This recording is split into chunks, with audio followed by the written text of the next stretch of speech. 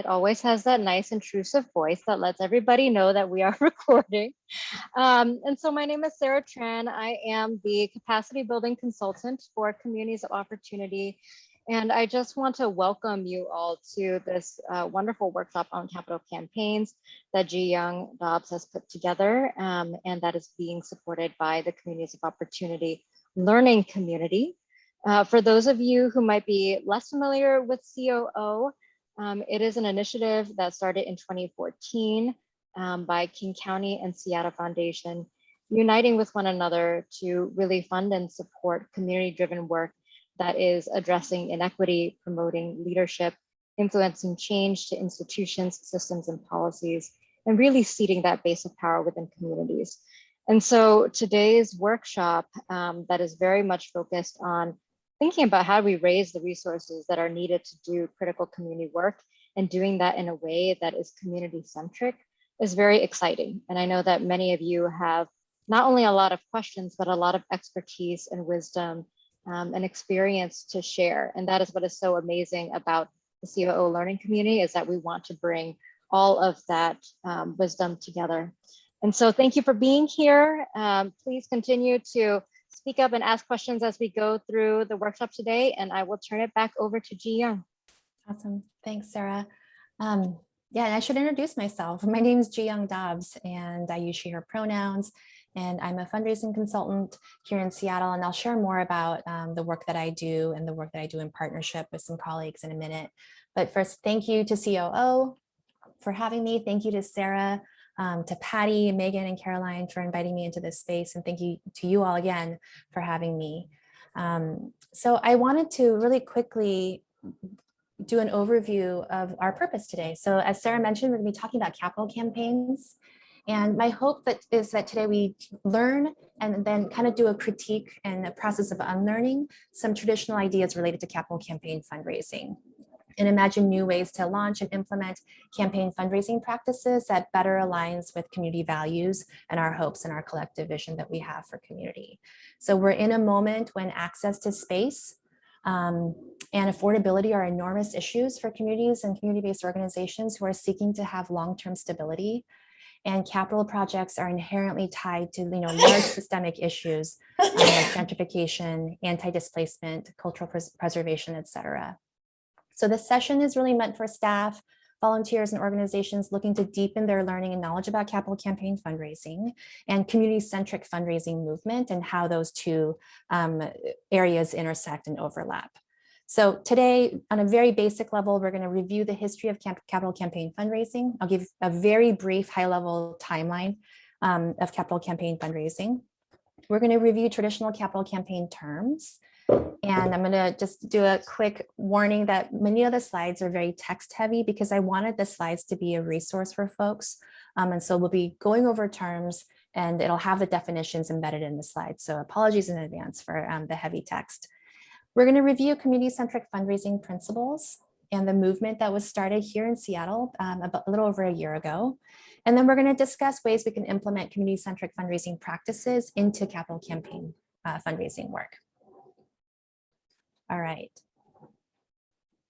So I shared a PDF in chat, and I know we'll also be sharing a PDF after this session for you all, so you have access to these slides.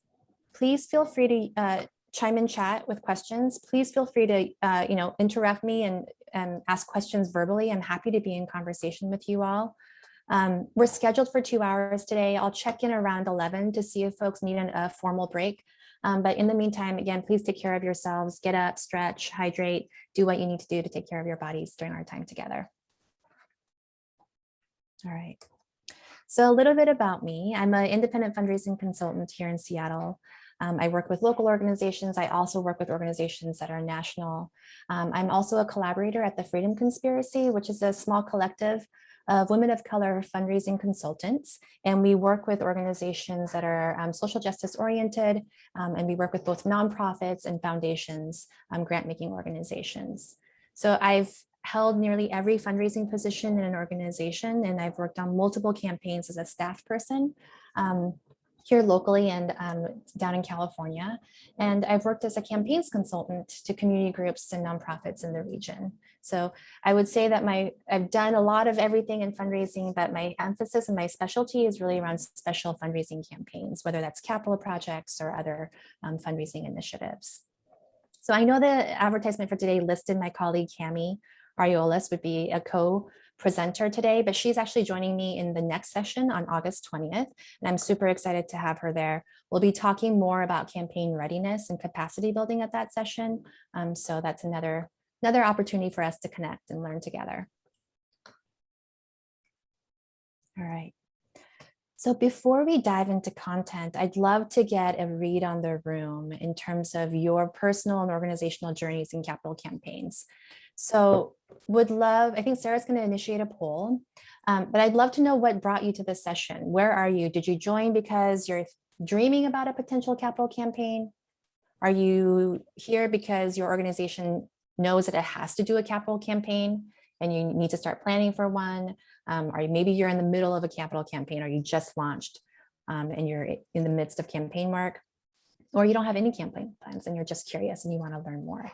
So let us know where you are on your campaign journey. Young, we're having a little bit of a tech issue with the polling.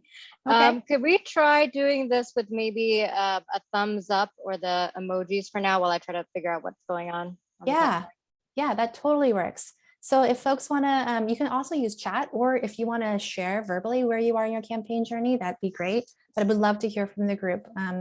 Where are you on your campaign journey?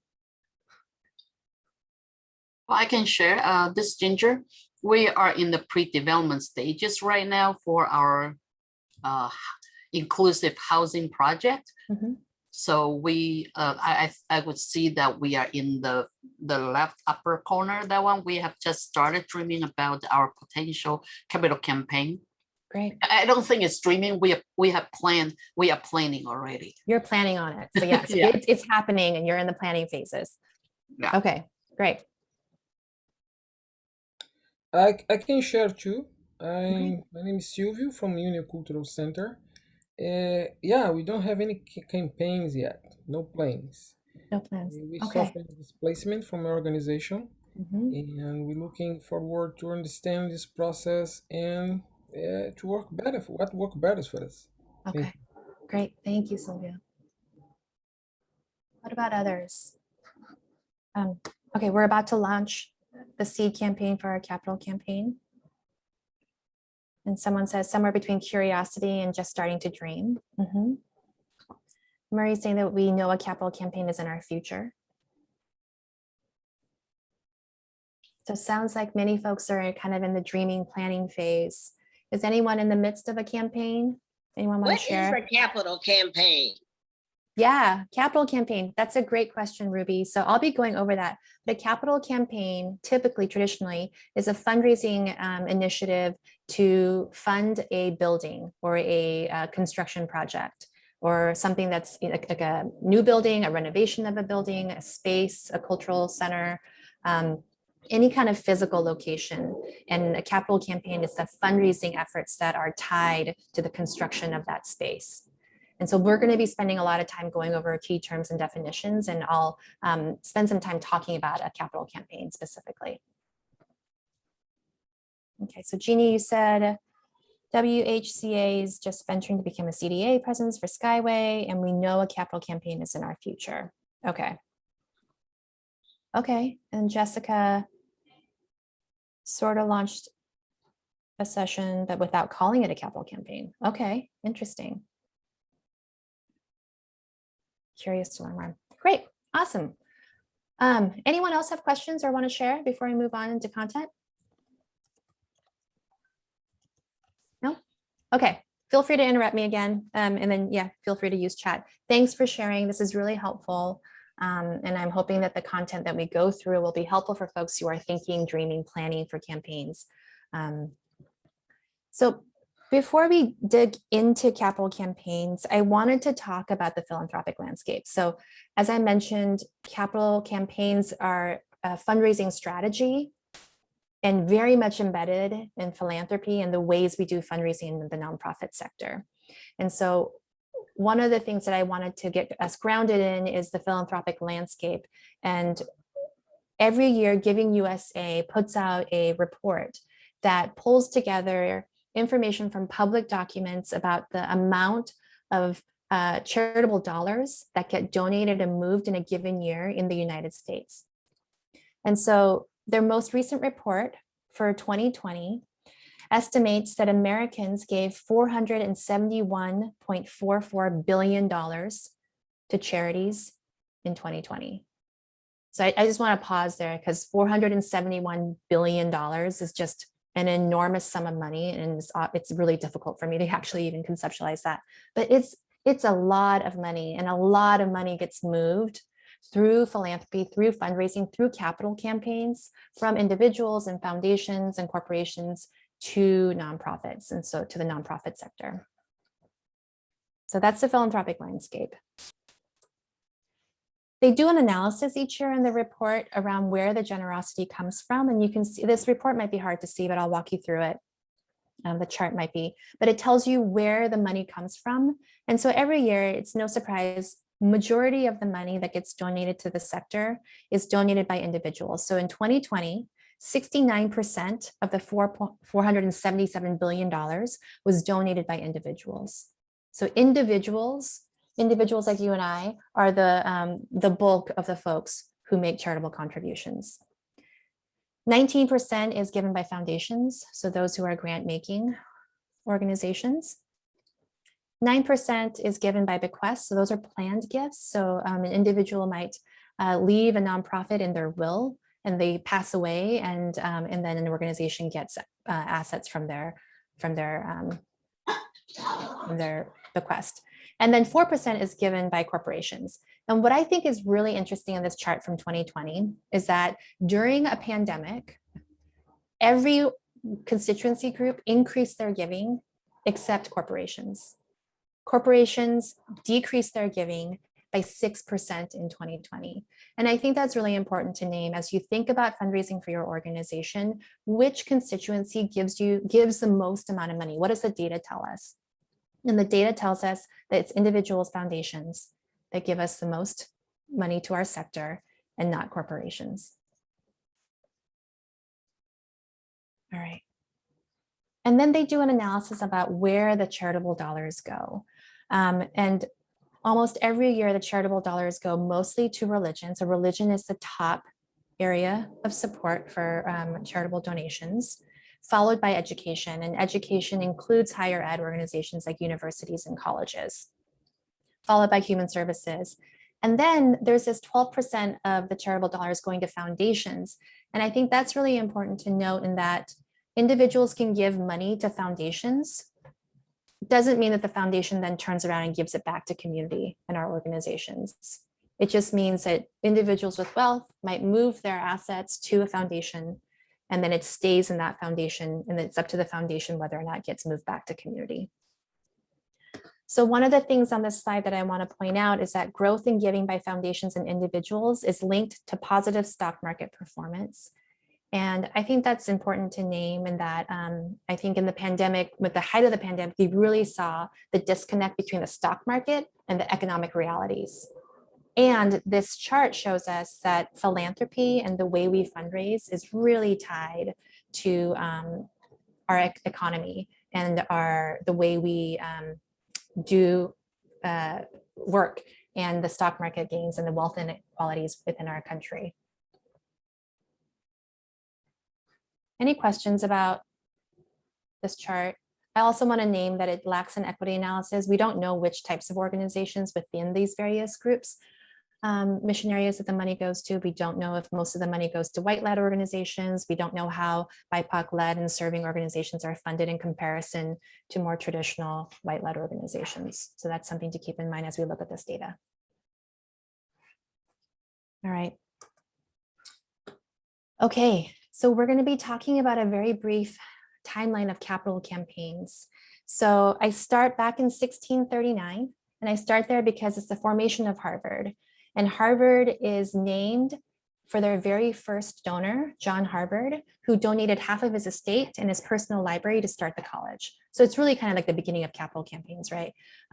This wealthy donor donated assets to this organization to start and fund this college. And since then, Harvard and other higher ed institutions like universities have continued to solicit charitable dollars to maintain their core programs and to grow enormous endowments. So if you do a Google search about capital campaigns, the first things that'll pop up are capital campaigns for universities like Yale and Stanford, who have raised billions of dollars to grow their endowments to ensure the longevity of their institutions. And you'll remember from the Giving USA report that education is the second highest funded area after religion. So in terms of capital campaigns, it was really a man named Charles Sumner Ward who successfully raised capital campaign dollars for a YMCA in 1905. And he and his colleagues pioneered a fundraising framework that we still use to this day in some respects. And so he, in the early 1900s, was raising money for the YMCA and many YMCAs across the country. He and his colleagues were also raising millions of dollars for the American Red Cross. And they came up with a fundraising strategy that includes specific hallmarks. So their fundraising campaigns were time-bound, and we'll talk about this in more detail in a second. They were tied to ambitious fundraising goals for a very specific project. So it wasn't just asking for donations for your organization. It was give us money to help build something specific. And then he is kind of credited with being one of the founders of cause marketing. He really used marketing and PR connected to his fundraising strategy to get out the message and to get engagement and support. So the style of fundraising is, remarkably effective. It pulls together very American ideals tied to capitalism and individualism and marketing. And it all is tied up into one effort that's packaged as charity, as neighbors helping neighbors. And this style of fundraising still has broad appeal, and we still do it to this day. So around the same time that Ward was fundraising for organizations like the Red Cross and the Y, Congress was passing tax laws related to philanthropy to help shield wealth from taxation. And so in between 1917 and 1921, charitable donations to nonprofits and gifts to foundations, grant-making organizations become tax deductible. And this is really important, especially for capital campaign fundraising. The largest gifts some individuals tend to make are through capital campaigns.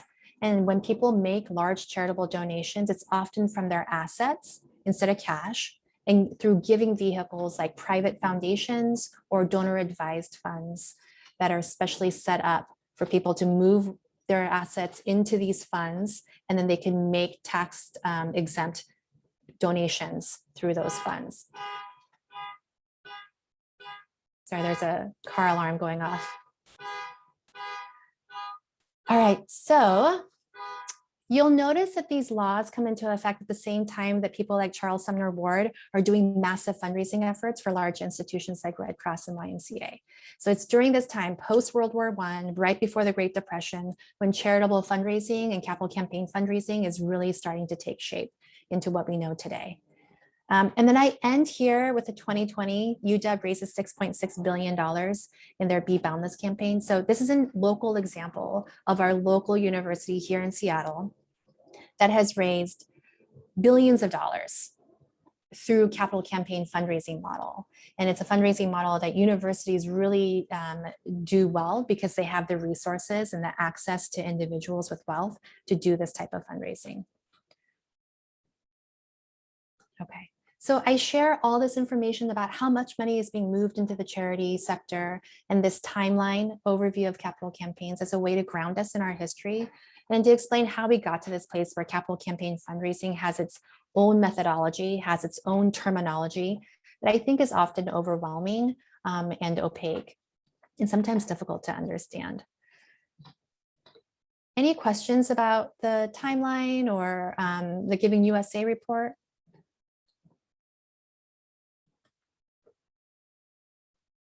I'm going to include two links. So the first link is a timeline connecting philanthropy and wealth accumulation and tax laws from justice funders. They pulled together a project called Stifled Generosity. And it's really interesting. So anyone who's interested in philanthropy, interested in thinking about the ways we fundraise and the systems that have been created to support donors and foundations, this is an interesting resource. And then I also wanted to share a link to an article about the nonprofit industrial complex and the role of funders in movement work. And it's written by Ruth Wilson Gilmore, called In the Shadow of the Shadow State. And it's from the book, The Revolution Will Not Be Funded. And I'm going to link to that as well. Okay. All right. So we're going to go into key terms. I'm going to share some terms frequently thrown around in campaign fundraising and often coded as best practices. And then I'm going to go over the terms, and then I'm going to offer some critiques of some of the terms. There are a lot of words and text in this section, so please chime in with questions or comments, or if you want me to slow down or clarify anything, let me know. Okay. So Ruby, back to your question about capital campaigns. What is a capital campaign? So I define capital campaigns as a special fundraising effort that seeks to raise an ambitious amount of money for a specific purpose during a set period of time. So I'm going to go back. Sorry. So campaigns have, those four hallmarks. It's related to fundraising. It's special fundraising in that you're raising money above and beyond your general operating dollars. You're asking for an ambitious, to your organization, amount of money tied to a very specific project, and it's time bound. It's always time bound. It's not ongoing. It's not forever fundraising efforts. It has an end and it has a stop date. So there are many types of campaigns. Today, we're going to be talking about capital campaigns, where we're talking about buildings and structures and spaces. But organizations will do special fundraising campaigns for endowments, to launch a special project or a new program. They'll do planned giving campaigns, lots of different types of fundraising campaigns that mirror a similar model that capital campaigns can take. All right, so that's capital campaigns and campaigns in general. And I'm sure many of you have heard that campaigns have phases. And so anytime you start talking about capital campaigns and fundraisers who do campaign fundraising work, they might talk about campaign phases. And so typically campaigns have 3 phases, and they are a planning phase, a quiet phase, and a public phase. And I'm going to go through each phase in detail. But the planning phase often feels to be the most confusing because there's a lot of moving parts in this phase. And I think many of you are in this phase technically if you're thinking about where do I fit in, where does my org fit in the phases of a campaign. So a planning phase is really the phase where you're naming the dream and vision for your community and what you want to accomplish through a specific space or a structure. Oftentimes organizations will do community outreach during this phase, trying to get input and stakeholder engagement about how to shape the vision for a space or a building. And what do you want to see in a building? What do you hope this building will accomplish for our community, et cetera. Organizations might start doing internal assessment around, do we have what it takes internally to do a capital campaign? So do we have the staff? Do we have the systems and structures? Do we have the necessary policies to make decisions, et cetera? And then this is the time when organizations will start drafting a case for support. And I'll go through a case for support in a second. But this is a document that is a tool that helps you articulate what is it that we're doing in this capital project? What are we building? Why are we doing it? Why are we the ones to do it? And how will we accomplish our goals? And then during the planning phase, some organizations will choose to do a feasibility study. I'll also go over in detail what a feasibility study is, but that usually typically involves hiring a consultant to assess whether or not an organization is ready to do a capital campaign fundraising project. After a feasibility study is completed, board and org leaders might greenlight a campaign and say, yes, let's do this campaign. And then staff and board will draft a timeline, establish milestones related to fundraising, perhaps construction if that's ready to go, and then develop policies related to the campaign. All right. So the next phase is the quiet phase. And I always thought this term was funny, quiet phase. It makes it sound like you're not supposed to talk about your capital campaign. But the way that this phase is organized is that it's really a time for organizations to start to continue talking to those closest to the organization. For institutions like universities or larger well-funded institutions, it means that you're talking to those donors who give you the most money and have the potential to give you most money to get their buy-in and their input. This is the time to also revise your case for support. So if you did a feasibility study in the planning phase, there will be recommendations around what was compelling about your case for support or what needs clarification in your case for support. And then during the quiet phase, staff and board and volunteers will start revising that case for support document. Oftentimes you'll finalize a fundraising goal during the quiet phase, and then you'll start fundraising for your lead or early gifts to the campaign. And lead and early gifts are those first donors who choose to make a gift to your campaign. Traditionally, oftentimes advice is that you're going to ask people who can make the largest gift to your campaign during this phase, because it makes people feel special and important to be able to make their early lead gifts during this phase. And the last phase is the public phase. So the public phase is typically launched when you have reached 60 to 80% of your total fundraising goal related to your campaign. During this phase, you continue stewardship of lead or major donors. Individual fundraising efforts continue. So this is a phase where you're asking for many, many gifts of all sizes to help meet your fundraising goal. And then this is also when strategic press and media campaigns, we talked about Charles Sumner Ward doing that cause marketing. This is the phase where it's really important to kind of think about how are we marketing, how are we talking about and leveraging media, et cetera, to help get the word out about our campaign. And then grand opening celebration. So the phases, I think, paint a very linear path to capital campaigns and make a lot of assumptions about where organizations are in terms of internal capacity and fundraising strategy. But this is a pretty typical traditional campaign phase outline. Okay. So I mentioned a feasibility study. And again, a feasibility study is a fundraising report process that organizations will hire a consultant out to conduct. And it's really part of a process of preparing for a capital campaign. It's typically conducted by a consultant, and it includes case development, testing that case with donors through donor conversations, and results in a report that gives you advice on campaign fundraising timeline, goals, staffing structure, and other recommendations. And so a feasibility study can have 3 phases as well. There's a planning phase. Yes, Leslie, I'll talk about a typical cost for feasibility studies. But the planning phase is kind of an organizational assessment. Someone can come in and say, you know, you got to make these changes or do these things in order to prepare yourself for a campaign. It'll include campaign visioning with stakeholders and then case development. And then once that is done, a consultant will take the case and do some testing through outreach and engagement. And so they might help you do some community mapping to kind of think through who is in our universe and who should we be talking to. They might conduct focus groups, do one-on-one interviews. Typically it's with, again, major donors or individuals who have high wealth, and then an online community survey. After this is completed, a consultant will take all the feedback heard in the outreach and engagement and do some analysis and pull together a feasibility report. And the feasibility report will include feedback heard from community members about the organization's reputation, about whether community members think that the organization has the capacity and the capability to accomplish a capital project. It'll share whether or not people found the campaign vision compelling and whether or not they think the fundraising goal related to the capital project is feasible for this specific organization. So orgs like to do this because it's best practice. You know, there's like a whole consulting industry that was started by Charles Sumner Ward. I think there's a consultancy still named that has his name on it.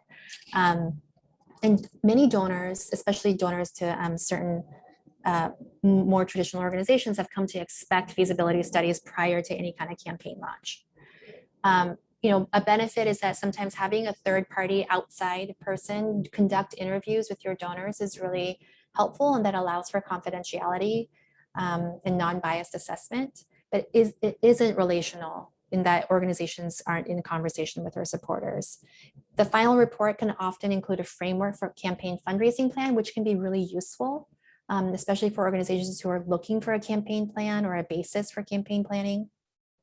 And it can be really expensive. So Leslie, you had asked about how much it costs. I've seen campaign feasibility study, typically range starting at maybe 2025 and up.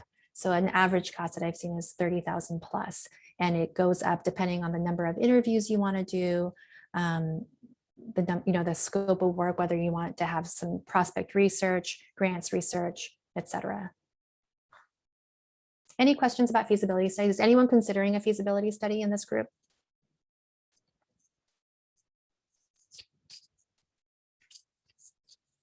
Okay.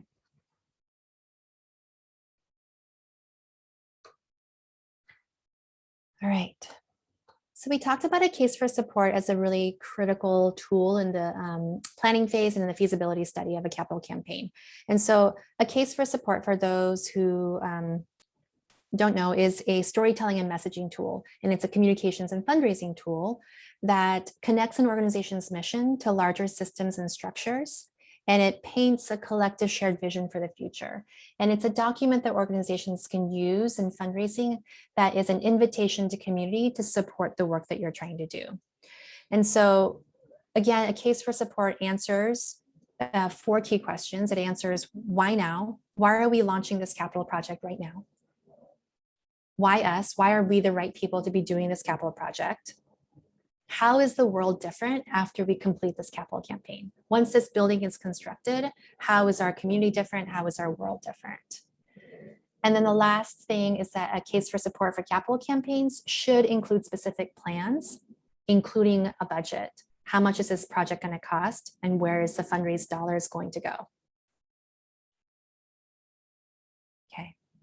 So Libby, you said you talked about a feasibility study, but don't have funds to hire a consultant or historically generous donors to interview. And then Marie said, yes, we use federal data on it as a baseline for our feasibility study. Awesome. I'd love to hear more, Marie, about how you used federal data as a baseline for your feasibility study. Would you be willing to share?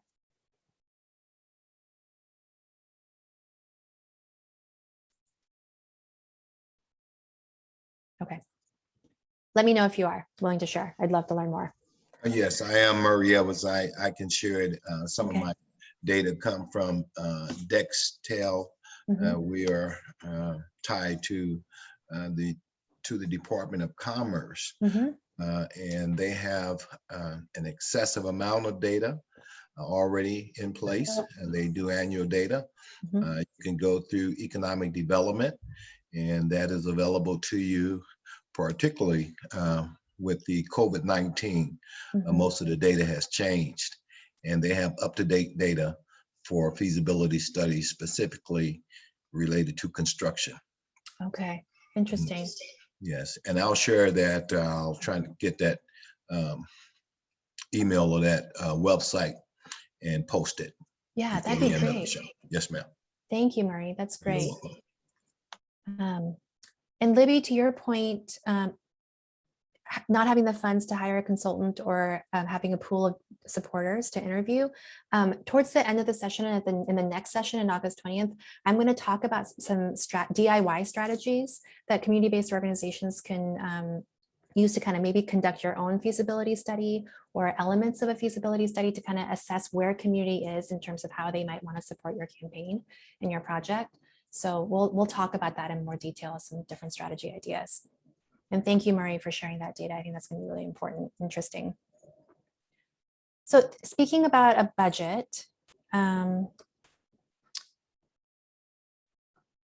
campaign budget is another tool to tell the story of your campaign project. But it's told through numbers. And so oftentimes what I see orgs do when they launch a capital campaign is that they'll include a campaign budget that is only reflective of construction costs. It only includes hard costs. So what the best practice is to make sure that your campaign budget is comprehensive and that includes not only the cost of the building, the cost to furnish the building, If you're moving into a new space, making sure that you include a transition fund, that you include cost of the capital campaign itself, so fundraising costs, staffing costs, special events, etc. Sometimes organizations will include a maintenance fund for a new building if you're moving in. And then a new program fund as well. If you're launching new programs, can you include fundraise for that program fund as part of your capital campaign fundraising efforts? And then lastly, debt service for financing. And so oftentimes organizations won't have all the money they need in order to do capital campaign construction. And oftentimes donors will give pledges, which are paid over multiple years. And so you have to get financing. Organizations will get bridge loans from banks, and banks will recognize pledges as a form of assets. And as a result, organizations will have to borrow against the unpaid value of the pledges. And so banks who recognize pledges as collateral will loan money, and then the debt service for financing is to pay the interest on those loans. There are some banks who do this, and there are also some other organizations within the area that do lending to nonprofits specifically for capital projects. So that's something to think about in terms of your budget as you think about your capital project. Okay. Another thing, policy, we talked about policies and establishing policies as part of campaign work. And a really important policy is a gift acceptance policy. And so I think this is a really powerful tool for organizations that allow you some freedom to think about how you want to accept money and from whom. So a good gift acceptance policy related to a capital campaign allows you to turn down gifts from problematic funders or corporations who aren't values aligned with you. So really thinking about, who do you want to accept money from? And it's okay to accept money from anyone, but like just to name that and codify that as an organization.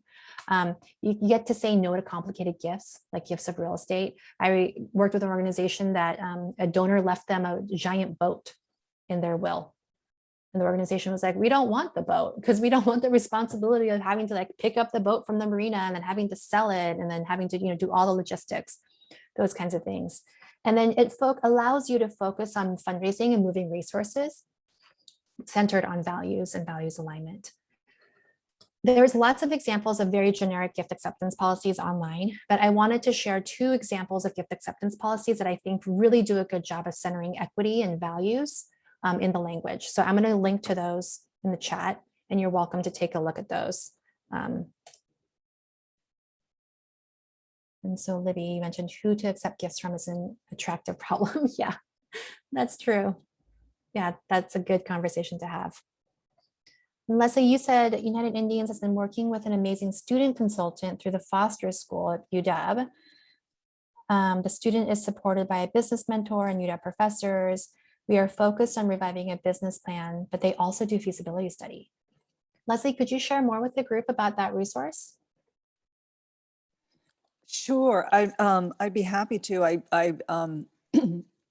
It's kind of outlined there. We have 4 capital campaigns in various stages, and one is our long-awaited Northwest Native Canoe Center at South Lake Union, and so we negotiated with the Consulting and Business Development Center to work with a Native student who is there at the Foster School of Business. And what I love about that process is it's the price tag is far below, we share the cost, but it's far below that $25,000 mark that you mentioned. And they have a process. So of course they don't want their student consultant to fail. So you have kind of the heft and power of both a business mentor and the UW professors. And it's just been delightful and a very different way to think about business planning and strategic development and feasibility study. So I just wanted to put that out there, that that's a thing and it exists. Yeah, that's so great. Yeah. How did you get connected with that group? Were you introduced, or did you just find them on the UW Foster School of Business site? I think it was a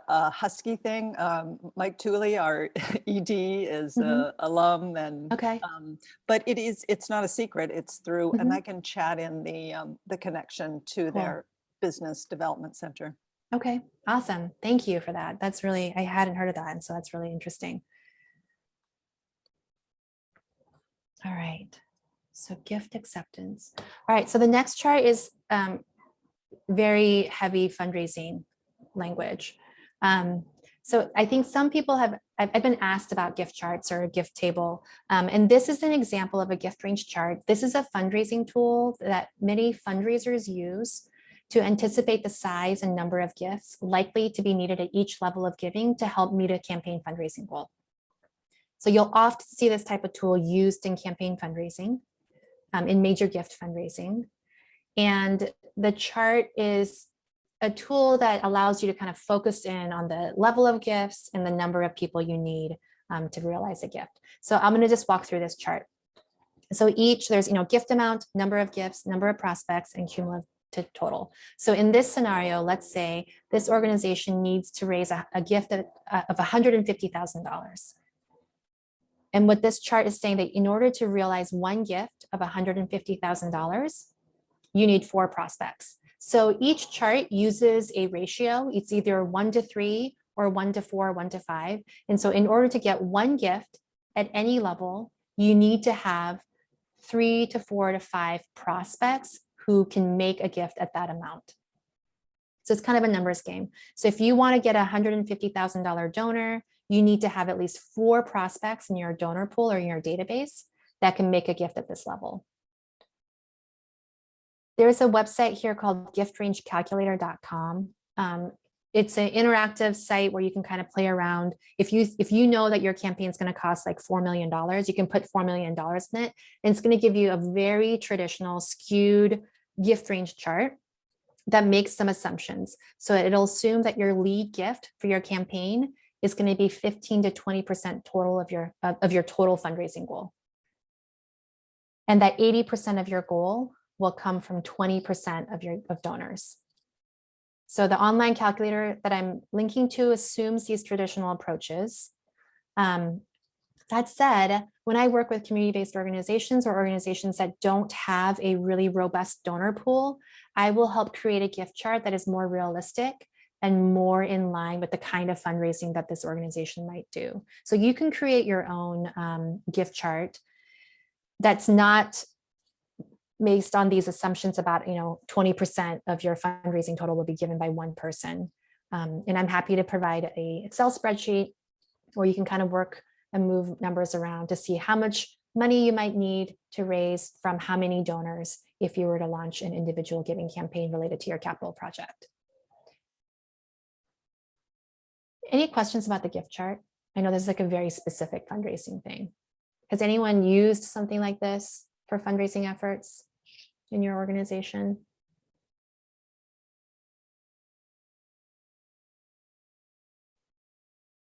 Can you go through the ratios again? Yeah, happy to. So this specific chart that I linked here is a 1-to-4 ratio. So if you want one gift at $150,000, you need to have identified best practices to identify 4 prospects who can make a gift of $150,000. If you need 8 gifts at $20,000, using a 1-to-4 ratio, you need to have 24 prospects who can make a gift at that level. Young, would you clarify again what are prospects? That's a question. Yeah, prospects. Yep. Yeah, great question. So prospects are people who have the potential and the inclination and the desire to be donors to your organization. So they're individuals who might have access to resources or financial wealth, who are interested in your mission, and who are connected directly to your organization in some way so that you can plan a pathway to ask them for support. So that's a prospect. That's what fundraisers call people who might be potential donors to your organization at some point. So if a person needed $150,000, they need 4 people that could possibly give them that, so that if they contact one and that person doesn't want to choose you, then you could go to the next person, Is that the idea? Yeah, that's the idea, Ruby. Yep, Okay. exactly. So in fundraisers also talk about this number of prospects column as your pipeline also, or like just your Okay. pool of donor, your pool of potential. So this is your universe of potential prospects, your pipeline, in order to realize this number of gifts. Okay. Yeah. So you have to get all of that from one person, or can you split it up? Or then you have to do a whole nother gift range chart if you say, I just want each person to give me 75,000 or whatever. Yeah, exactly. So you can divvy it up however you want. I've worked with organizations who've looked at gift range charts like this and say, you know what, we don't want to do fundraising this way. We don't want one person to give 20% of our fundraising goal. So we're going to create a different chart that's more diffused, that's more community-based, that's wider on the bottom. And we want to raise more dollars from more community members rather than one large gift. Yeah. So that's a values conversation that organizations have about how they want to do fundraising, how they want to engage with individuals with financial wealth, and what type of fundraising strategy feels right for them. So yes, absolutely, Ruby. And then there's some organizations that might not be able to do this type of fundraising because you just don't have individual giving as a fundraising strategy. If you're grant funded, if you're funded by public dollars, this type of fundraising using this type of gift range chart is really challenging and might not be a right fit. So that's just a reality to name. Okay.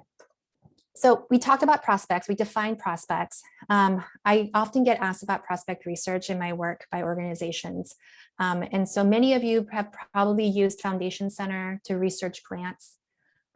There are similar tools for individuals. One is called donor-centric. There's another tool called iWave, but prospect research is the process of assessing a donor or a funder's capacity to make a gift to an organization. And so it typically involves using a subscription-based database like Foundation Center or donor-centric, which pulls together data, public documents, and uses its own algorithm to tell you whether or not a funder or a donor might be a good fit for your organization. So like on Foundation Center, you can go in and you can look up and search funders who fund specific mission spaces or types of organizations. On donor-centric, if you have a list of donors or a list of names, you can upload those names into this database, and the database will run a report of all those names, and based on their own algorithms, will push back your list with codes assigned to them saying, oh, this donor that we found on your list gave $10,000 to this other organization. And so they are showing that they are philanthropically inclined, and we're going to give them a specific code that tells you that, yes, you should prioritize these people because they have financial wealth and a willingness to make charitable donations. Does that make sense around prospect research? I think prospect research for individuals like donor-centric is really only helpful if you have an existing list of donors or a list of supporters. Okay. Right, so the other term that's often thrown around in fundraising for capital campaigns is something called moves management. And so it's tied to how we, that gift chart that we talked about, how we define prospects. And so this is a very donor-focused circle, traditional moves management. It's the process of engaging a prospect to become a donor. And so there's that identification piece. Can we identify who might, like Leslie is identified as someone who might be interested in my arts program. And so and then we're going to do a qualification. And that means, are they connected to our organization in some way? Oh yeah, Leslie's connected to our board member. And Leslie's agreed to come to our event. Do they have an affinity to our work? And do they have capacity to make donations to us? And then there's this cultivation phase where we cultivate this person, we engage with this person, we start building a deeper relationship so that we can get them ready to make a solicitation. We're going to ask them for money. And then after they say yes to our ask to support our project, they get moved to a stewardship phase where we thank them for their donation and for their engagement. So this is a donor life cycle or moves management graphic that is often used.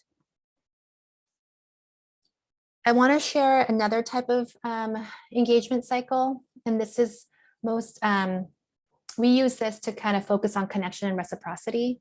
And because I think the previous moves management feels very linear and it's focused on the donor engagement. And we like to work with organizations to think about how can we work with community members or stakeholders that is based in reciprocity. So we can identify supporters, potential supporters, and that we use inviting language as a way to engage.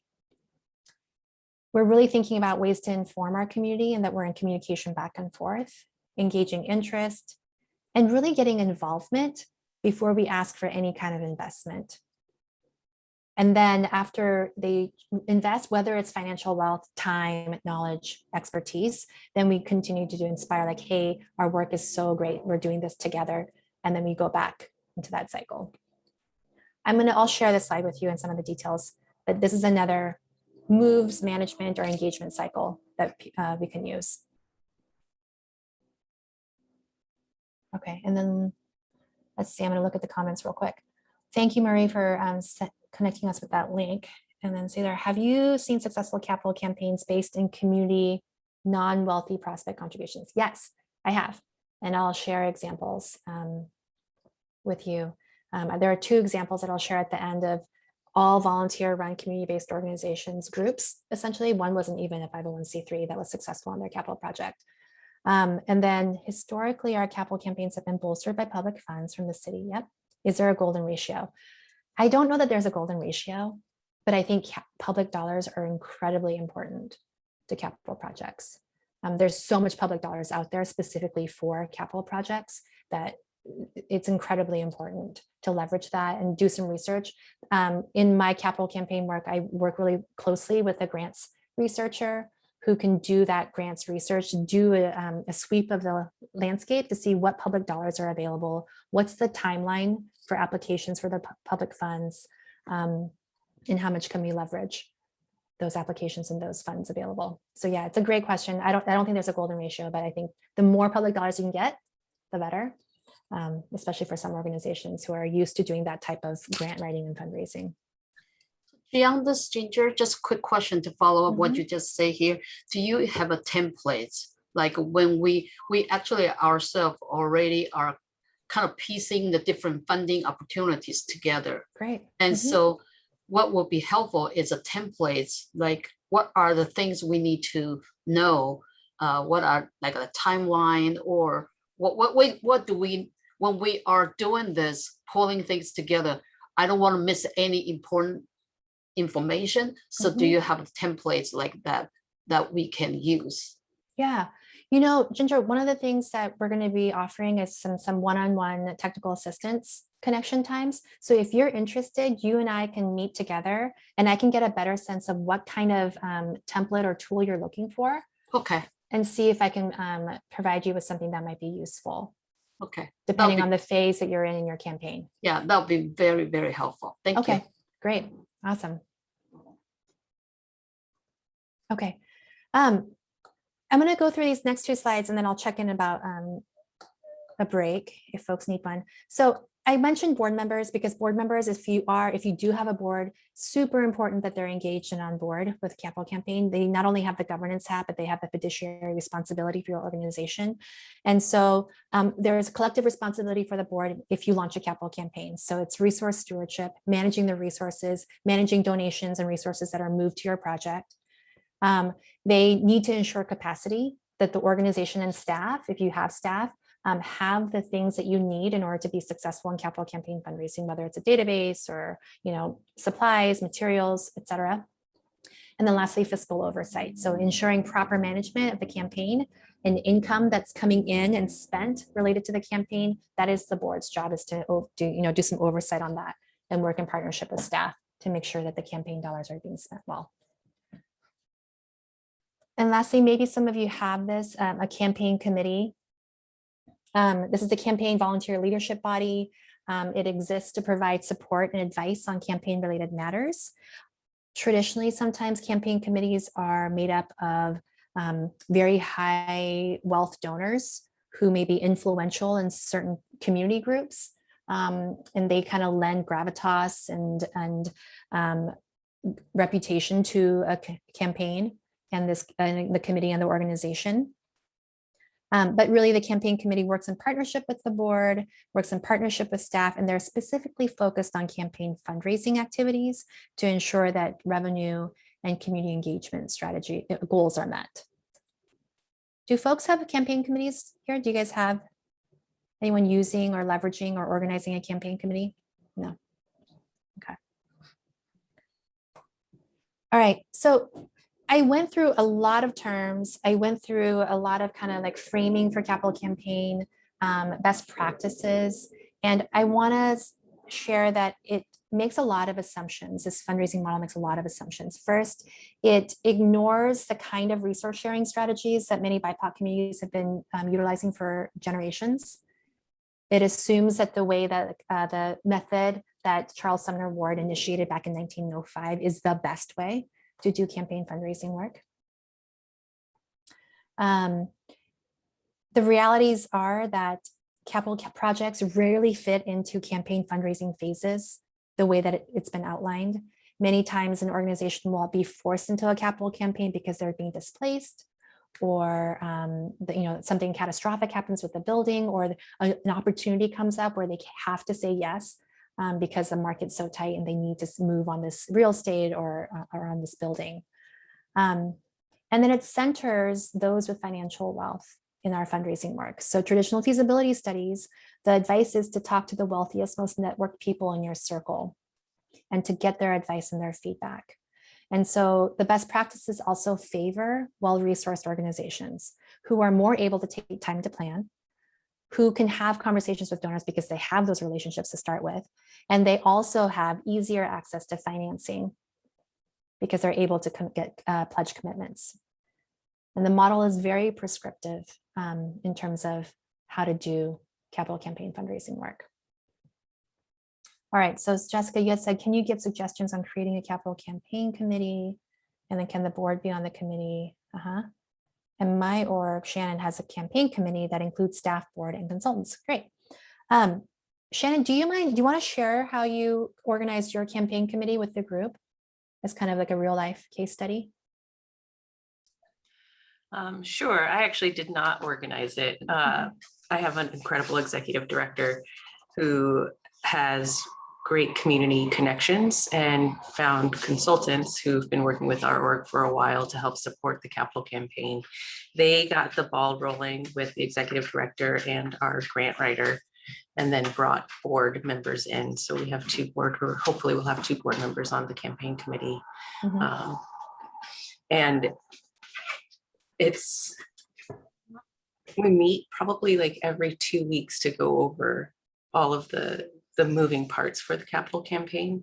I think one of the things that is lacking is bringing in more board members, because we really need board support to push this capital campaign. So that's what we're working on now. Okay, great. That's great. Yeah. A campaign committee is, oftentimes outside of the board. There absolutely should be board representation on the campaign committee to ensure that there's, connection and collaboration, and that the work is not siloed, that the campaign work versus the rest of the organization work isn't siloed, that there's connection and overlap. And then in terms of suggestions on creating a campaign committee, it's one of the things I like to do with organizations is, I mentioned in the feasibility study, community mapping is really mapping out your community and who's at the center of your work and who's connected to your work and who might be important stakeholders to help you achieve your campaign goals, and making sure that your campaign committee and your board has representation from the various groups within your community map. And to start thinking about how do we establish leadership roles within our organization that is reflective of and by community. And so that's another strategy to think about how you make a campaign committee. But there's also, if you'd like to talk during a one-on-one technical assistance about campaign committee structure strategies, I'm happy to do that as well. So that's something that we could talk about. Okay.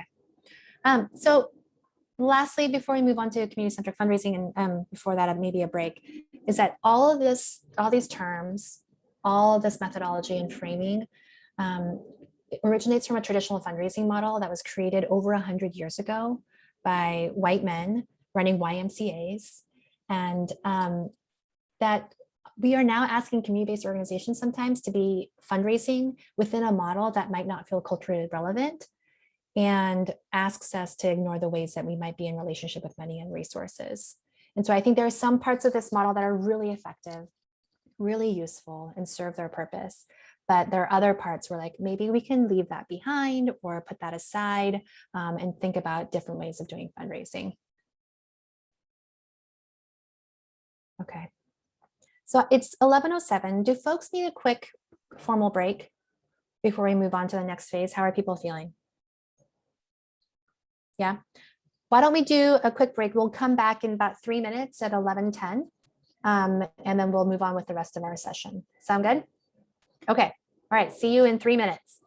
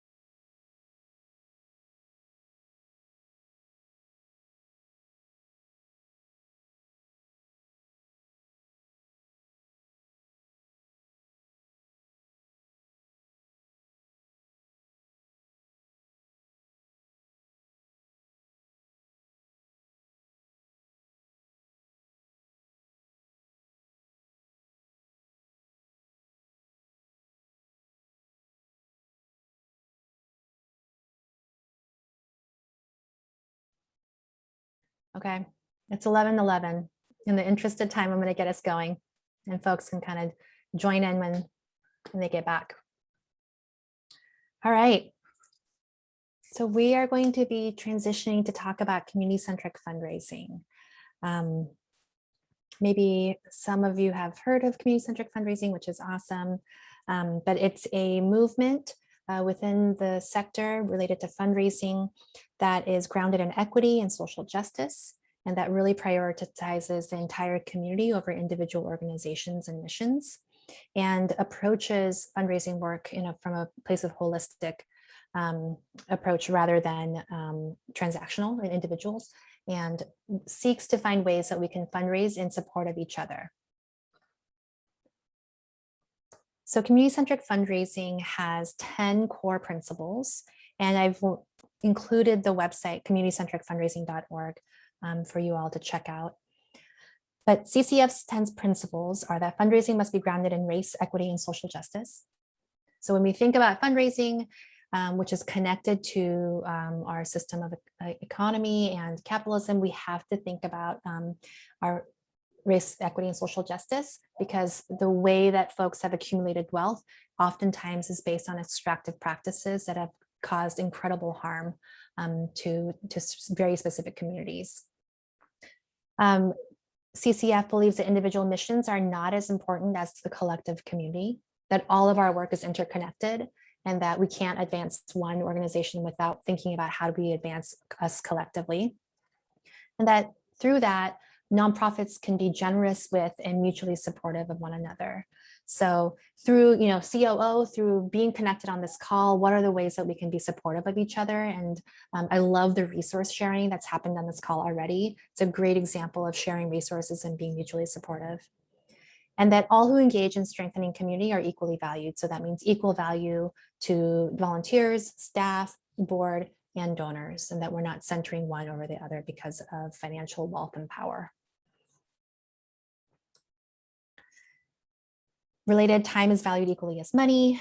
We treat donors as partners, and that includes funders as partners. And this means that we are transparent and occasionally have difficult conversations. And so I know funder relations, donor relations can be challenging, especially if they represent a large part of our budget.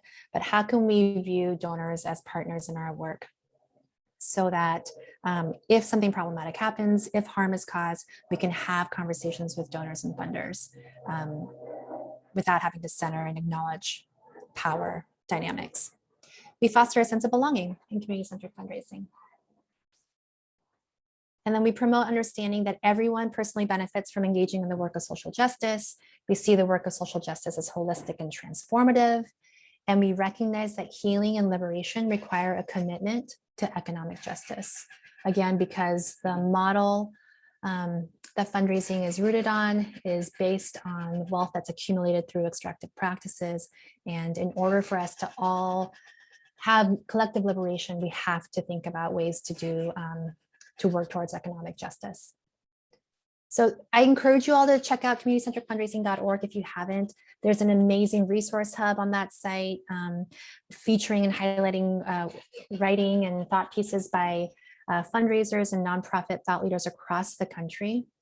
If anyone on this call has something that they'd like to write and share, there's opportunities for you all to share your writing and knowledge on the Community-Centric Fundraising website. There's also a very active Slack channel for those who use Slack. Thousands of people are on the Community-Centric Slack, and there's all kinds of channels related to capital campaigns, local BIPOC channel, annual giving programs, all kinds of different channels that you can explore and start having connections with folks. All right, so we're here to talk about community-centric campaigns. And so when I think about community-centric campaigns, I think about how they're community-driven, led and designed rather than donor-driven. We talked about in the previous model, so much of campaign fundraising work is focused on getting feedback and input from donors, and specifically major donors. But community-centric campaigns, by their very nature, are rooted in community because they are born of and from community. That need, that vision for a capital project that's community-driven is designed and born out of community. And that's the driving force and answers that to what end question of why we're doing this campaign. So again, traditional feasibility studies are designed to center donors, and organizations are encouraged to incorporate their feedback in campaign planning. And community-centric campaigns don't do that. They do the opposite. And they view donors as partners rather than the designers and the drivers. So a community-centric campaign, the building becomes a tool rather than the end goal. So a community-centric campaign case for support articulates the plan for a building, but really outlines how the building itself is going to be used to help accomplish a larger goal in community, and that the building in itself is not the end all. The funding model in community-centric campaigns are more dispersed. We talked about this earlier. It's not a top-heavy, a few major donors funding the majority of a project. A community-centric campaign is more dispersed. There might be heavy public funding dollars. There might be foundation dollars. There might be lots and lots of individual donors. And then the timeline, the fundraising timeline for a community-centric campaign could look very different than the timeline that was outlined in like the planning quiet public phase. The planning phase for a community-centric campaign might be really, really long because an organization is spending a lot of time on investments around internal capacity and getting things ready to do the kind of fundraising the organization wants to do. And then lastly, it recognizes the history and traditions of community caring. So there's lots of ways to move resources and share resources in community. And a community-centric campaign recognizes all and values all those ways that communities resource and care for one another related to a campaign. So I said I was going to give you some examples. So I'm just going to name that Seattle is a small town, and there are many organizations that are in a capital project. And so I'm not going to include names. And I know obviously many of you are in campaign world. I'm going to give a special shout out to RBAC and the Food Innovation Center. I saw that some folks from RBAC were signed up for the session. But I'll give an example. There was a community garden here locally that was being displaced by the landlord, after being in that space for almost 30 years. So it came as a shock, incredible urgency, because there was a very limited timeline for them to move to respond to this update. So a group of volunteers from the community garden got together, they organized, and they leveraged a memorandum of agreement with the landlord. And then they got really serious about doing some very strategic fundraising. And they were able to raise both private and public dollars, and they were able to successfully purchase the land from the landlord. So this was an example of a very place-based, geographically bound, with a heavy focus on leveraging public dollars while spending a lot of time, like probably 18 months, building internal volunteer capacity to run the campaign. And so they spent a lot of time organizing their group of volunteers, assigning roles for different individuals about who's going to be doing what in terms of fundraising and outreach and marketing. And they had one person who helped organize the whole thing and was organizing the group and following up on tasks, et cetera, et cetera.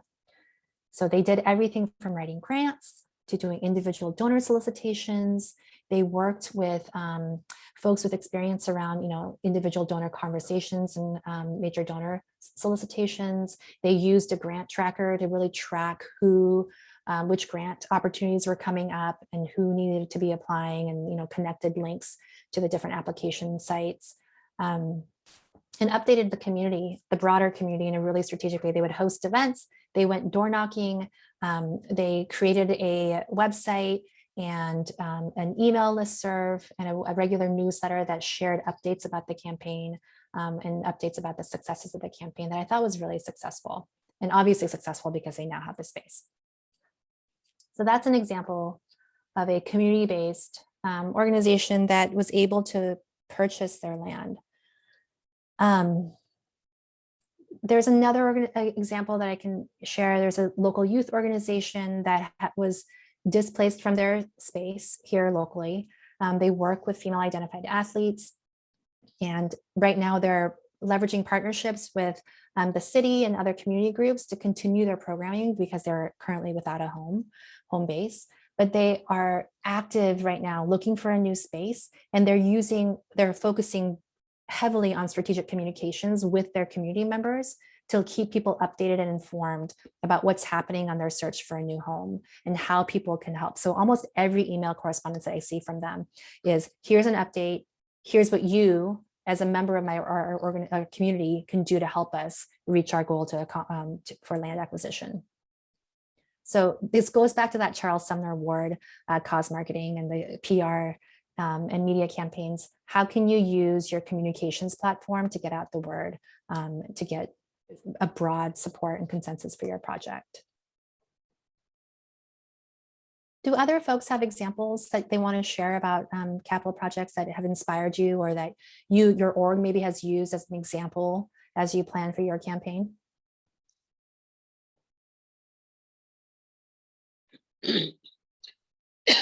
I don't have an example, but I'd like to ask a question. Mm-hmm. So you had two examples of organizations that acquired land. You know, Mm-hmm. how feasible is that in Seattle with land being as scarce as it is? Yeah. How feasible is it? You know, it's really, it depends. It depends on the kind of relationships that you might have with the city, with the county, with other nonprofit partners. And it depends, so much depends on relationships, right? Which is kind of the sad reality. Do you have access and connections? But I don't know, the second organization, that's the youth serving organization, they're not trying to acquire them. I mean, they're trying to acquire space. I don't think they're trying to purchase land. They're trying to get access to a building that allows them to do the kind of program they need. And so they're open to finding purchasing land and building on it, or renovating an existing building. But it's been years in the making. And they've been displaced for, I think, going on 2 years. They're still trying to find space. So it's a challenge. Are you in the process of looking for space or land? No, I will be at some point. Mm-hmm. You know, I definitely will be, but not right now. Okay. Yeah. Others have questions or comments about?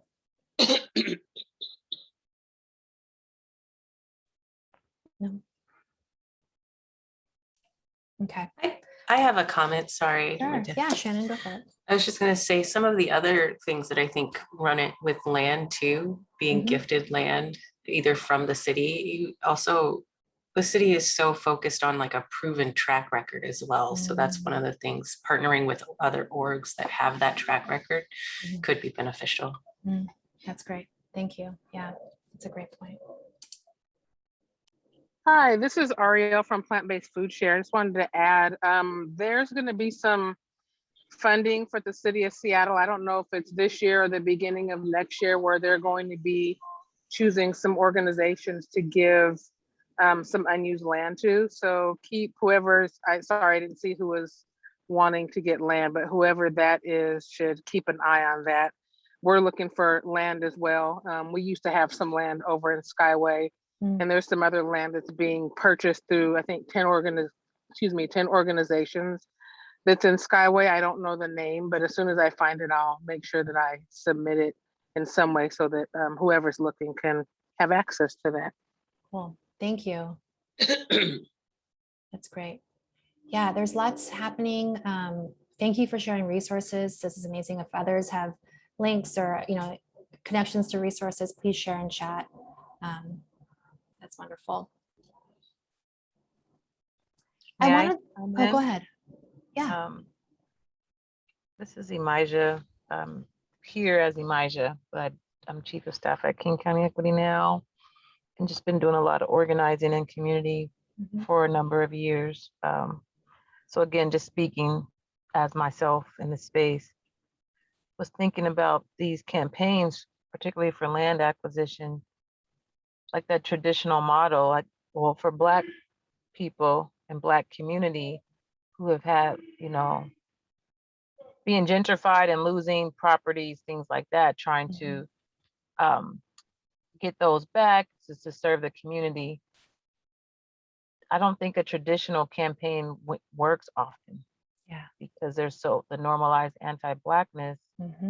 They're always looking. They're looking for a reason not to do it, and then they'll make up a reason not to do it. So I don't know if I heard that piece discussed, and I could only imagine also like the level of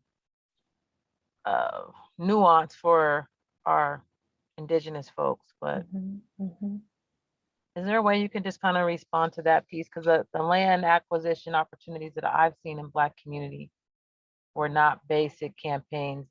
They were like trying to go the regular route.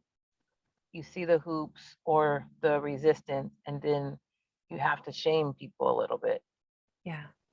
No, And I appreciate you mentioning that. Floyd helped in that, but there's still such sacrifice and a burden on people's lives and in their survival to receive. Yeah, thank you. And just add on to that, you know, it's hard for Black people to get any assistance from the bank at all, period.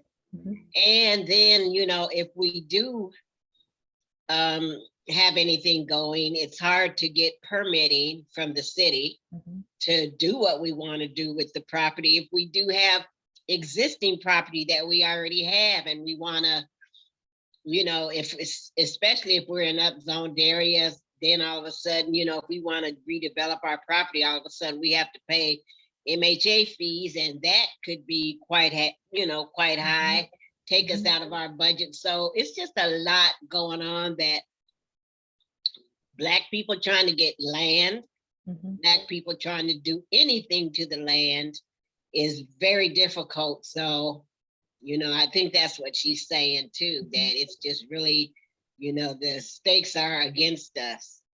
Yeah. Yeah. Thank you, Imagine. Thank you, Ruby. I think you're absolutely right. I think,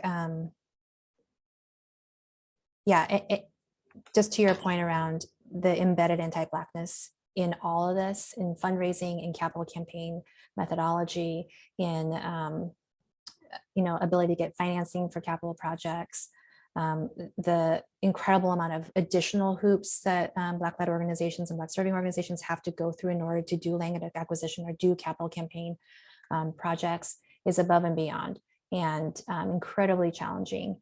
And that's why I think the traditional campaign model doesn't work for community-based orgs, and especially Black-led orgs or BIPOC orgs, because so much organizing has to happen in conjunction with a capital project. And I know that King County Equity now is doing a lot of work in thinking about this, and there are some really cool projects that have happened in Seattle that followed a totally different model, partnership model, a community-based model to get land and to hold powers that be accountable in that process.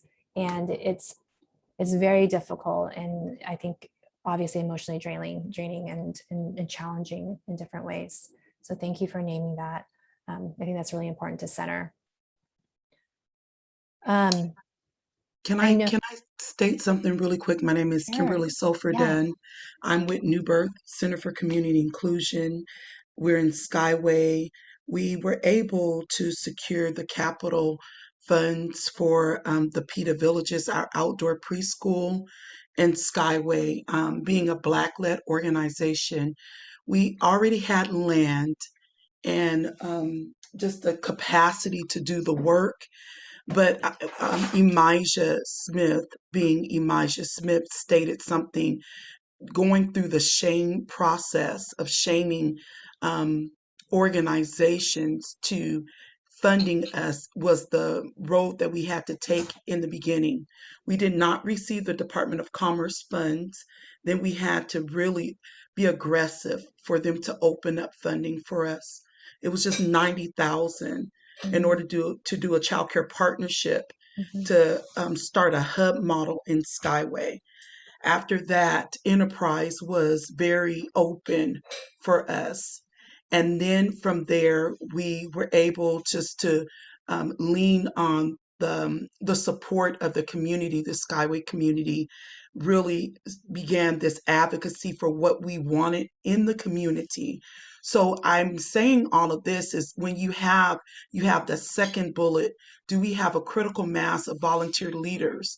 That is a different way of looking at and intersecting where the critical mass of volunteer leaders can come from our space of advocacy. Because for us, there was a high level of disinvestment in Skyway for years. So no one had the opportunity to respond and pivot from where we were already in crisis, embedded on top of another crisis of COVID-19, to even develop something as robust as this model.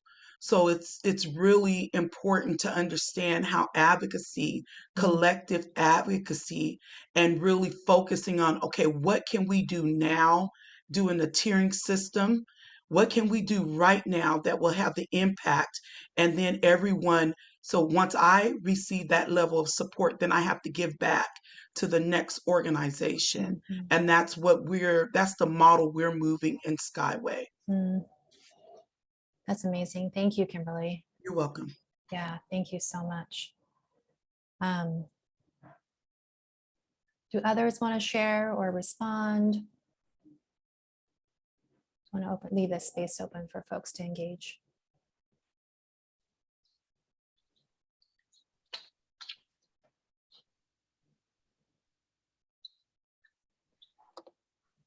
I think this conversation really touches on how our work in capital campaign work rubs up against or embedded in large systems and structures. And sometimes it feels, especially when you think about land acquisition and all the challenges and building acquisition, so much feels out of our control. And one of the things that I like to work with organizations as they think about if they want to do this type of fundraising is to think about what is within your control and how can you get your organization internally ready for campaign fundraising. And so this slide is really talking about capacity and process and thinking about what is within our control that we can think about doing the work now. So thinking about, do we have staff? Do we need staff to do this work? And Kimberly, to your point, do we have a critical mass of volunteers, and really being broad in our definition of community volunteers and the kind of actions that we need community members to take on our behalf, including advocacy and connections, et cetera. Who are our external partners? Going back to that community map, really naming and thinking about and being inclusive as we think about partners in this work. And the last two are internal things. I've worked with many organizations who don't have a way to manage and track data. I think this is one of the really most important things that organizations can do right now is to get a donor database. And I'm happy to provide my recommendations, not a spreadsheet, but a database, to start tracking relationships and holding relationships in a system that's structured and can live beyond just one person's inbox or their head. And then lastly is, do we have an agreed upon way to make decisions? I think it's really important to think about you all as a group in your organizations. Campaigns, when you're thinking about these large projects like this, force you to make decisions sometimes quickly, or make complicated decisions, and really thinking through, do we have a structure to make decisions, and who has power to make decisions, who needs to be empowered, et cetera, et cetera. Okay. And this next step is some tactical steps towards campaign readiness. Again, we're going to be doing a deep dive on this on August 20th for folks who are wanting to do more work related to campaign readiness. So get a donor database, start building a framework for individual giving if you're interested in doing individual giving as a strategy at your organization. Start a conversation about gift acceptance policies. If you haven't done that with your board and staff leadership, I think that's a really important conversation to start. And then engage your board in this work. And then ongoing long-term readiness work. So imagine and name a values-aligned funding model for your organization. So I'll be curious to hear from folks on the call, but really thinking about what does a funding model that allows us to do the most and the best, what does that look like for our organization? So for example, if you are a heavily grant-funded organization and most of your grants are restricted, does that serve your greater purpose and your greater goals into the future? What would it look like to have unrestricted dollars? What would it look like to have ongoing support from individuals versus foundations? Is there one that feels better for you as an organization in terms of values? That's something to think about. And just name explicitly so that you can start thinking about resources and your organization's relationship to money and resources in a very specific and strategic way. Start putting your vision and dream to paper. So develop a case for support. Again, I'll be providing a framework for you all to kind of like go through some questions to think about what does a case for support for our campaign look like if you're in the planning phase. Map your universe, do some community mapping, and then initiate some of your own feasibility study activities. So you can take that case for support, you can take your map of stakeholders and then start having conversations with your community about, hey, does this case for support resonate with you? Do you think our organization, the way it's structured right now, can be successful in this campaign if we were to launch it? If you don't think we're going to be successful, what do you think we need to change or adjust or add to in order to be successful? So some very specific questions that you can ask your community in terms of how they might view your campaign readiness. Ginger, you said, is your training on August 20th same as today's time? Yes, it's from 10 to 12. Okay. And so lastly, I had mentioned technical assistance sessions. So if anyone would like to meet, my colleague Cami, who is an expert, she's an amazing writer. She does lots of case for support work, and she also does grant and funder relationship work and research. And I will be offering technical assistance sessions for folks who are interested in meeting one-on-one to do a deeper dive. So we can talk about DIY feasibility strategies. We can talk about case for support, getting started on a donor database. If you'd like to do individual donor fundraising, what that could look like for your organization.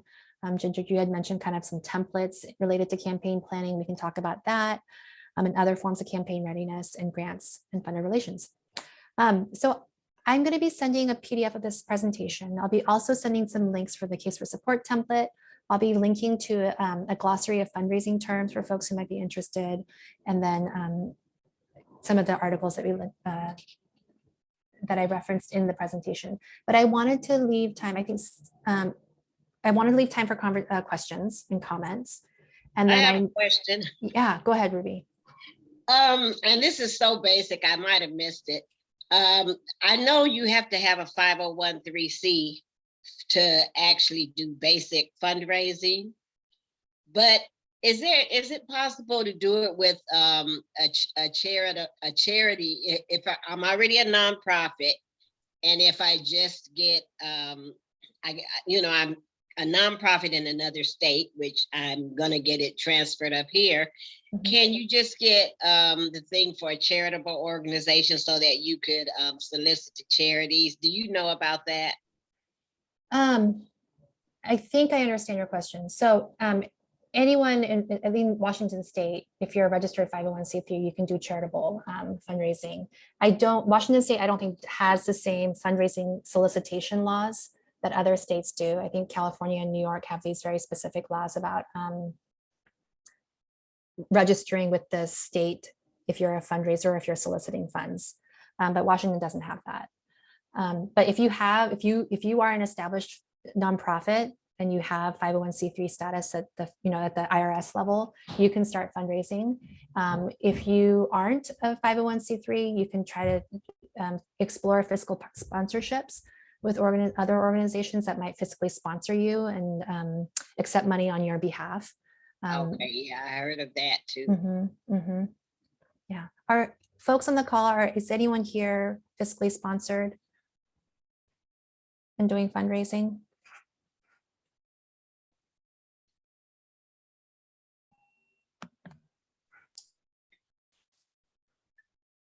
Okay, so United Communities of Laos.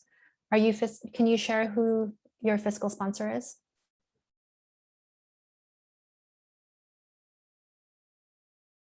Sorry, the More Association of Washington is the fiscal sponsor for United Community of Laos for the cultural center. Okay, great. Yeah, and I know RVC, Rainier Valley Corps, fiscally sponsors organizations. Seattle Parks Foundation actually fiscally sponsors organizations. And there are some other orgs that do this work. We did a fiscal sponsorship, D&DA, for a local park. Okay. So we were the fiscal sponsors. It was it's interesting to be on the other side. The tracking and everything makes it a little complicated. Yeah, totally. And we're about to do one to pull PTA funds in West Seattle and then redistribute to some of the other schools. So you do that so that they don't have to get a 501(c)(3), is that correct? Yeah, that was part of it. And because the organization doesn't have a staff, right? It's all volunteers. So okay, I got you. Yeah. I thought PTSAs are set up as nonprofits. They are, they don't have a staff. It's all volunteer work. So we have a staff that can help support all of the ins and outs and tracking, the admin side of it, basically. But they don't need a physical sponsor. They don't necessarily need one. Part of the reason for doing that was also because we wanted to create an equitable way to redistribute the funds to the West Seattle school districts, our schools, and having the money held at, I don't know if you're familiar with West Seattle, but we have a top of the hill and a bottom of the hill type of dynamic where most of the money is concentrated at the top of the hill. And so having them hold those funds as well created issues of equity within their conversations. So they wanted the funds to be held at the bottom of the hill, which is where D&DA is located. Yeah, I was following up when we're talking about the fiscal sponsorship. I don't think that there's enough time, but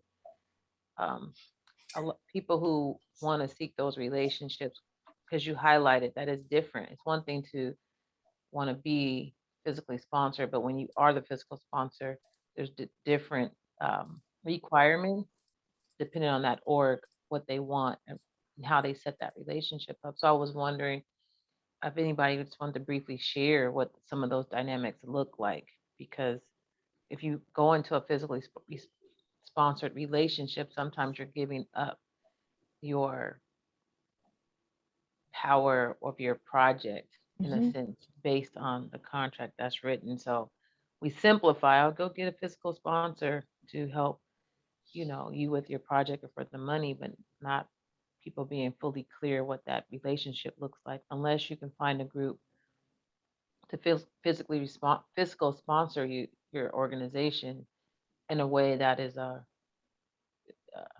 balances the power dynamic. Yeah. Or doesn't really water down your work. Yeah. Does anyone in the group want to speak to that or have experience? So y'all don't have the experience, you're just highlighting to this possibility is what I'm taking it, because I was putting that back to y'all as facilitators, but I'm happy that you open it up. But I mean, if that was the case, I could share too. So. Oh yeah, no, I have worked with organizations that are on both sides. But I would love to hear from you, Maija, about your experience. And if I think you named important things around power between a sponsoring organization and the sponsee, and kind of making sure that you have a values conversation about what does it mean to be in relationship together. But yeah, I would love to hear from you if you're willing to share with the group.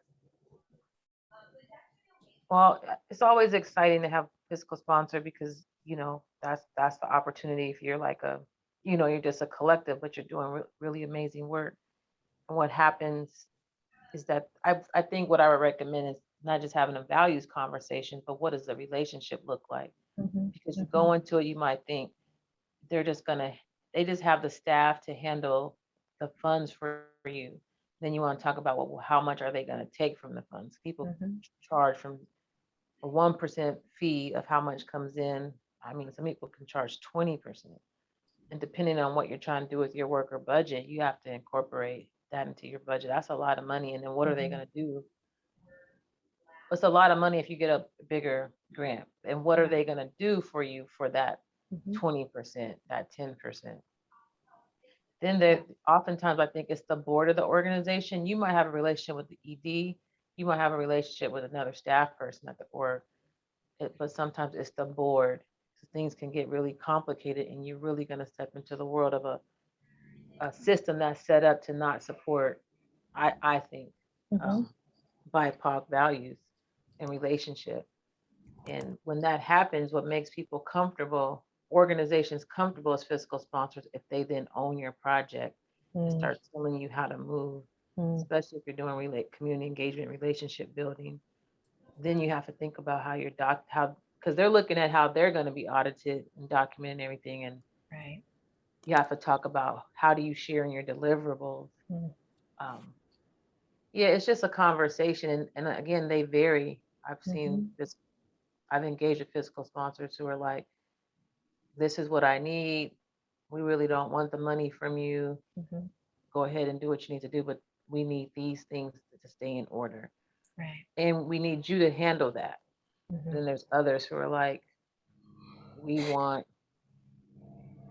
gonna basically, your work now as an org or collective is now a project of ours.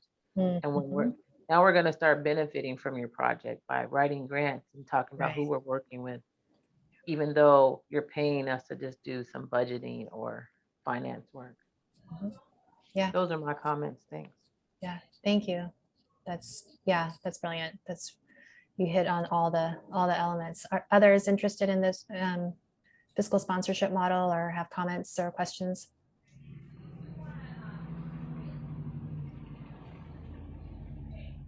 I think all of the points that Imaja touched on are really important things to consider when you are doing a fiscal sponsorship, partnering with other organizations, making sure that everybody is values aligned.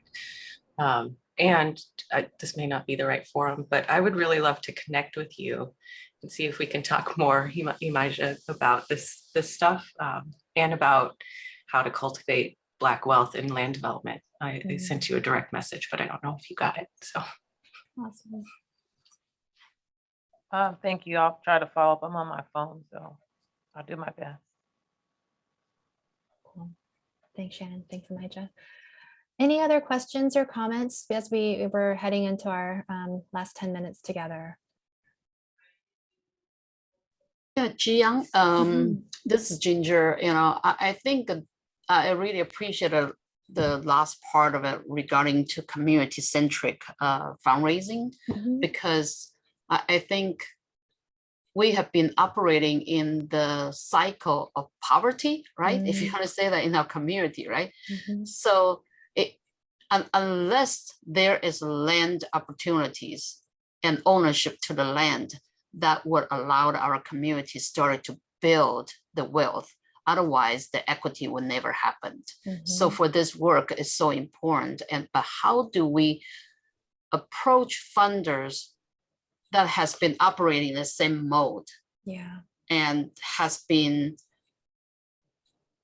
choose whoever they want to fund, and very likely that will be people who look like them and associate with them, right? Because you're, I mean, that's part of nature of our social network as well, right? So how do we break through that? That's what I'm very interested to know as well, because how do you bring up a conversation that people don't feel like, wow, you are blaming on me, right? Very often when we talk about equity, people's response very often is, oh, I'm not part of it.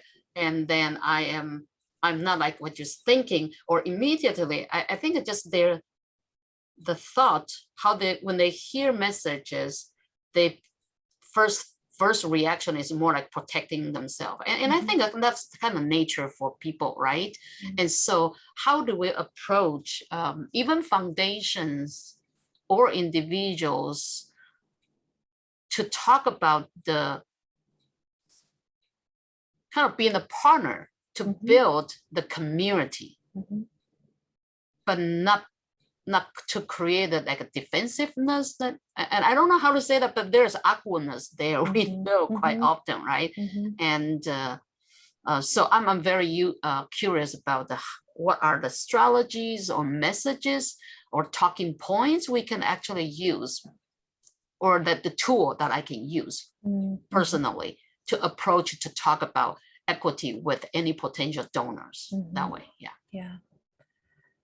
Would love to hear from the group and gather, you know. I have an idea I'd like to throw out because, you know, when we talk about equity and trying to get somebody else to help us get land in a place where land is so scarce and so valuable and everybody wants land, even Wall Street investors now are purchasing land for their shareholders.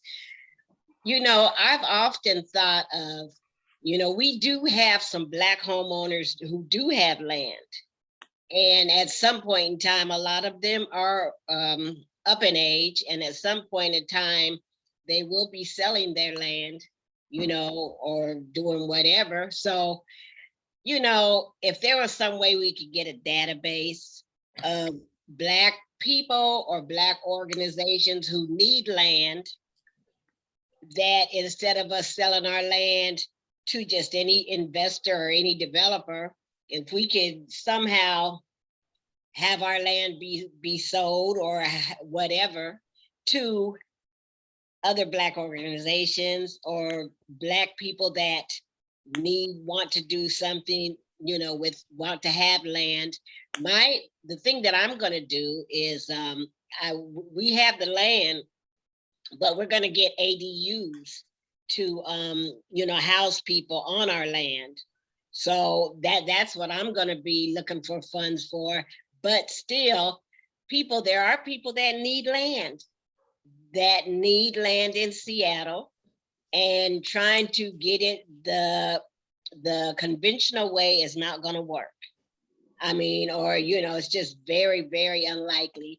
So, you know, think about ways that you can, Elijah and the other lady from the church, that we can, you know, start a conversation on having transfer of land for people that don't have heirs, you know, that they could and they're from, you know, BIPOC communities, they could transfer their land to other BIPOC people that are having problems getting land. I know everybody's going to say you're discriminating and all that, but we have to help each other, and we really have to do for ourselves at this point. And so we have to figure that out, how we can do that.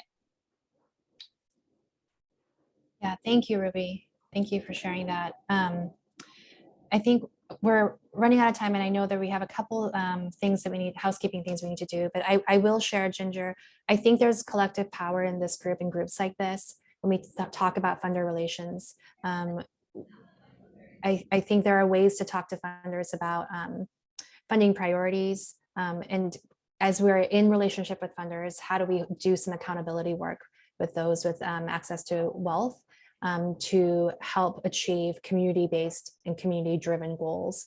And that's something that we can explore and talk about in our next session or doing a one-on-one. But I'm really curious, what are the ways that folks in this call who are really interested in the same thing, how can we all organize together to have conversations with funders and the foundations who have access to resources wealth, or those who might own land and, you know, have a donor advised fund at their foundation? How can we provide some influence in organizing work to do some accountability work there?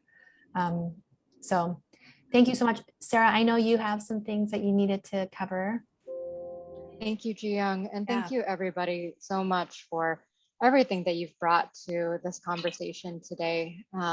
Just as Ji-Young said, it is such a gift to be able to hear the stories, experiences, questions, and challenges that each of you and all of us continue to face as we try to truly build an equitable community and one that is truly just. And so what I'd like to ask is, one, for folks to fill out the evaluation survey that I'm sharing in the chat right now.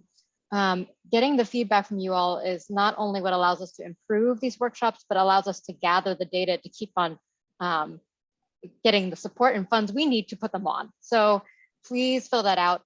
Another important thing is at the very end of the survey is the opportunity for you to let us know if you're interested in signing up for one of those one-on-one consults or technical assistance sessions with Ji-Young or one of her colleagues. And so please, please, please fill it out.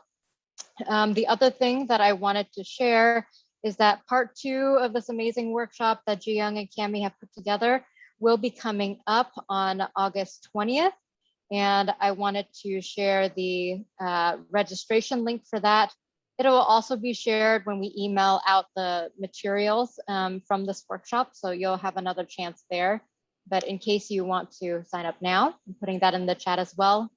And then the last thing that I wanted to mention is that coming up very soon on August 4th is going to be our monthly Lunch and Learn series on community development. And this time we have a very exciting conversation with Celie Savusa and Aaron Garcia, who's on the call today, from the White Center CDA. And it's going to be facilitated by Calayan Domingo, who's also on the call. And they're going to be sharing about the incredible community development work that they've been doing around the White Center Hub. And I'm hopeful that, again, we'll be able to dive into some of these deep and rich conversations that we're having today. And so I am also sharing that link in the chat as well. I hope that that's the right thing that I just said. I think it is. But I'll send it again out an email with the PDF of the slide deck that Ji-Young shared. And we really hope that you'll join us again for part 2 of this workshop series, that you'll sign up for those one-on-one sessions, and that you'll consider attending the Lunch and Learn on August 4th. I am always available if you want to share any feedback or have any questions. But with that, I just really want to thank Ji-Young, who put so much time and effort into sharing the expertise and experience that she has gathered over so many years of doing incredible work in the community. And to thank you, Ji-Young, for the humility and generosity with which you shared that today, and also invited others to share their expertise. And so we're grateful for you. I'm grateful for everyone who joined this conversation today, and for all of you being a part of our greater COO community. Thank you so much for investing your time and being with us today. I'll hand it back to Ji-Young if you want to say anything. No, just thank you so much for the opportunity. Thanks so much for being in community this morning. Thank you, Sarah, for your leadership and organizing work around here. And I'm really looking forward to connecting with you all in some future space. I'm sure we'll see each other. Cool. Thank you all. Thank you. Thank you so much. Thanks, Ruby. Thank you, everybody. Bye-bye. Thanks. Thank you. Thank you so much. Be well. Hey, Sarah, just a quick question. What's your lunch learning group on August 4th? So we've been having a Lunch and Learn series on community development. It's happening almost every month this year, Ginger. Okay. The link, I'll send you the link again, just make sure you get it. But yeah, each time we're talking about different specific parts of community development, and oftentimes we're sharing specific projects, like the White Center CDA's work we'll be talking about on August. So I think you would love it. I hope that you or your staff can come. Yeah, so please do send me the link so I can participate. And also, how do we schedule the one-on-one sections with Ji-Young? It's in the evaluation survey link that I put in the chat. I'll put it again right now. No, it's okay. I'm there. Got it? I finished half of it right now. Okay, so it's right at the very bottom of it. So you'll get there. It's not too long. Okay, thank great. you. Hey, thank you so much. I really appreciate the, to understand the basics here. That's very helpful. Okay. Yeah. Okay. Thank you. Thanks, Ginger. But see you more. I know that for sure. Okay. Thanks. Bye. Bye. Bye.